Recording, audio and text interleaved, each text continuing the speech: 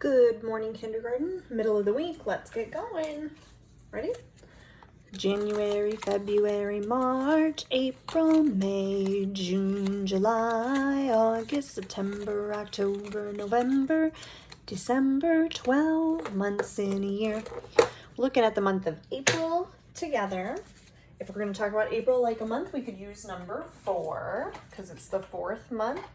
We're filling in today. I already have the number down below. We'll put it up at top on the top as well. Number 15 for Caden's birthday. Happy birthday, Caden. Hope it is a wonderful day. That is today. We'll put it right here.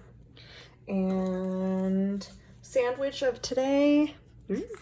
Let's have tomorrow and yesterday. There are 7 days, there are 7 days, there are 7 days in a week. Sunday, Monday, Tuesday, Wednesday, Thursday, Friday, Saturday. Had them a little bit in the wrong order from the Christ-Light lesson. That's all right. Today, follow our elevator up. Ding! Wednesday today. Yesterday was Tuesday, yesterday was Tuesday, today is Wednesday, today is Wednesday, tomorrow will be Thursday, tomorrow will be Thursday, the 16th day of April. Very good. We're going to bring up our notebook, fill in Wednesday, April 15th for today. Then what I'd like you to do is to put a number chart in your notebook. It's going to go with today's math lesson, and I have to share with you that this took me more than one try. The math lesson that we're looking at today has us going through numbers 1 through 30 that we should be able to identify them. Excuse me. When we were in the classroom, we played bingo as a way to help us with this. Attached to today's email is a way that you could play bingo just like we did in the classroom, but at home on the computer. So we are working our way through trying to identify or locate, know just by looking where these numbers are. So that if I say find number 21, you're able to do that without starting at 1 and counting your way up. The directions up here ask us to have a couple of different colors. If you need to pause and go get your colors, go ahead. I had them in rainbow order on purpose to help us, that we were gonna do red, orange, yellow, green, blue, purple, and then have brown and black as well. I'm going to read the directions today just like I did with yesterday's. If you need to pause and go get the things that to use some crayons and to create your chart, it might be helpful to have mom or dad help create your chart. I have to tell you, it took me more than one try to get my chart made. If it's helpful for you, otherwise, take my hundreds chart. I'll leave it here, or not hundreds, it goes through 30. My chart, keep it here and just point to the number and have somebody watch that you're pointing to the number that I'm looking for. Yesterday we moved backward and forward. Today I'm not gonna move backward or forward, I'm just gonna say the number and I want you to find it. Let's start with red. If you're just pointing to my chart, awesome. If that's something that takes a little practice, then we know where we can grow. Point to or color the number 23 red. Color number 23 red. Move these so hopefully we can see them as well, and then you'll know what's coming next. Let's use orange. For orange, or just point, that's great too, have somebody watching. Point to number 21 color number 21 orange. 21 is orange. Our next color is yellow. Use yellow to color number 30.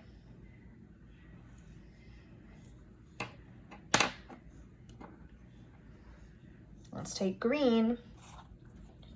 For green, we're going to find number 28. Point to or color number 28.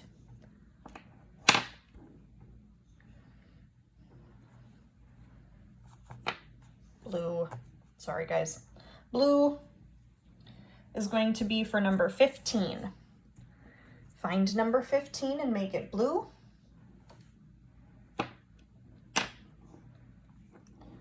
We'll go with purple. I didn't repeat blue, sorry. Blue is 15. Color number 15, blue. For purple, we're going to do number 27. Point to or color number 27, purple.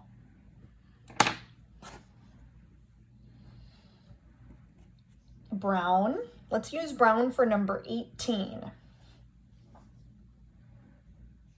Color 18, brown. Last one is black. Black can be a little bit tricky sometimes because it's hard to read the number, but I'll be able to tell which number you colored black based on the numbers that come before and after it. For black, color or point to number 13. 13 is black. You maybe notice when I set up my chart that I put them on purpose in orders where in order so that we had 1, 1, 1 in the ones place, 2, 2, 2 in the twos place, 3, 3, 3 in the ones place, so that I could find, oh, if I know that this is 4, here's 14, here's 24. As we've gone through this, if this is something that was challenging for you, that's a great way for you to practice at home, knowing those numbers by sight. Something that we did early in the beginning of the school year, we took a look at poetry. And we've had a lot of different poems that we've spent time with. One of the reasons it's good for us to use poetry is to help us identify words that we maybe wouldn't be able to read if they weren't in the poem. If I know what the poem is, I can read by touching below each word, and then I can, when I see this word right here all by itself, I'm not sure what that word says, but if I start up here, the itsy bitsy spider went up the water spout. That word is spout. What we're going to do today, instead of you creating words for your word work, I want you to try reading some words for your word work. And I'm going to use that word spout, but I can't just start a poem and not finish it. So, read it with me. The itsy bitsy spider went up the water spout. Down came the rain and washed the spider out. Out came the sun and dried up all the rain. And the itsy bitsy spider went up the spout again. The word spout happened in the poem twice. I have the word spout here. I want to make sure you can see it. There we go. Spout right here. S-P-O-U-T. S-P-O-U-T. And if I take away the S-P, I kind of purposefully made it a little small there. If I take away the S-P, that word is just out. We're going to add a couple of different things to the front of out, and I want you to try to read them. Let's get rid of this one with just a P. If this says out, P says p, p, out, pout. What if we bring the S back and we bring S and C? S says S, C says K, and these three together make out. S-k, out. S-k, out. This is the word scout. Scout. We're going to keep the S, but get rid of the C.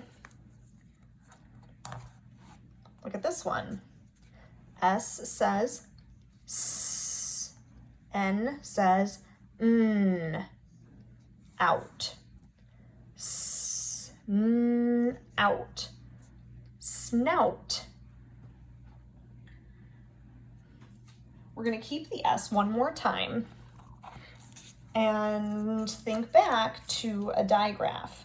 A digraph, remember, is when I have two letters, two consonants, and they sit next to each other, but instead of keeping their sounds like out, they make a new sound. When we have SH together, they say shh, shh, out, shout. One more. Instead of S, let's use a T. T, R, out. T, R, out. Trout.